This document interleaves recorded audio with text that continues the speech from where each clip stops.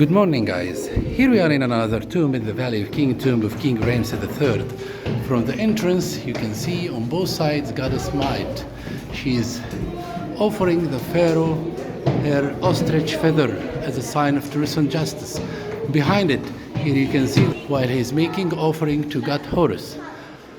And here you can see the scene or the inscription of the autobiography of the pharaoh. On the opposite side, we have the negative confession text when the pharaoh is confessing in front of God that he is innocent and he needs to go to the paradise.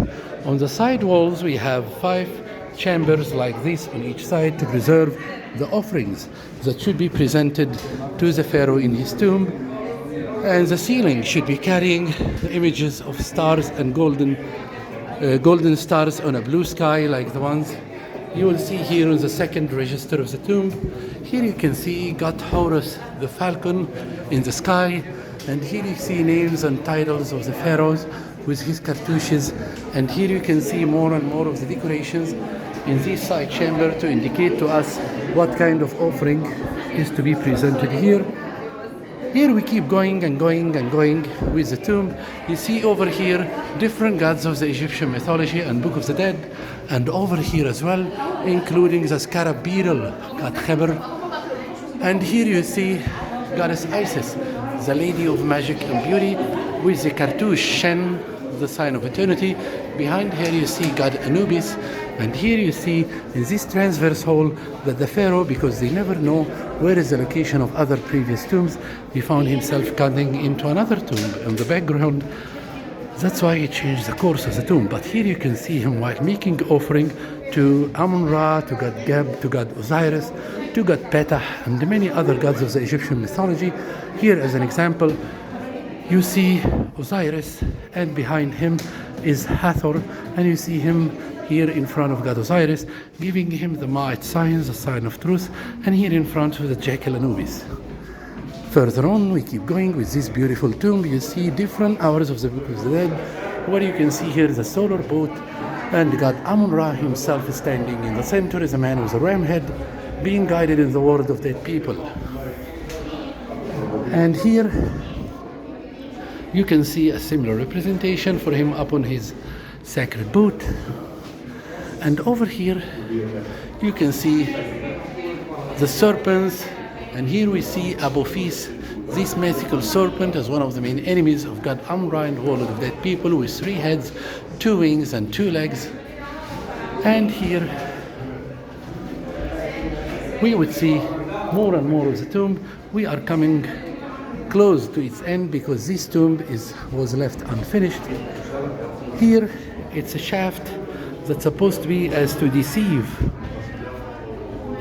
the grave robbers. So they think that the tomb ends here, sealing this section. But we cross that section, you see that the tomb is not going any further. It just have a hole with 4 columns, and then it's blocked over there. Nobody can access anymore, even the burial chamber not exists. But here we should go this way to the right hand side.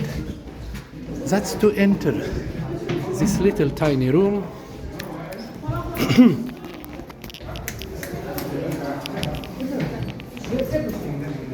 Come in here.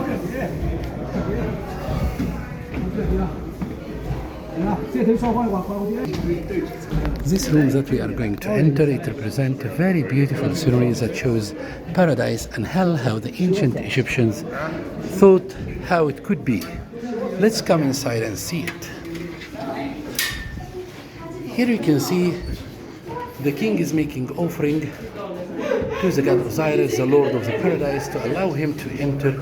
Here in the upper register, you see the workers are ready with their axes in their hands. They are taking care of plants. They are growing the cultivation on the floor or in the ground, on the cultivated land of the paradise, on the fertile land. And here you can see them while carrying the goods. Below here, you can see hell.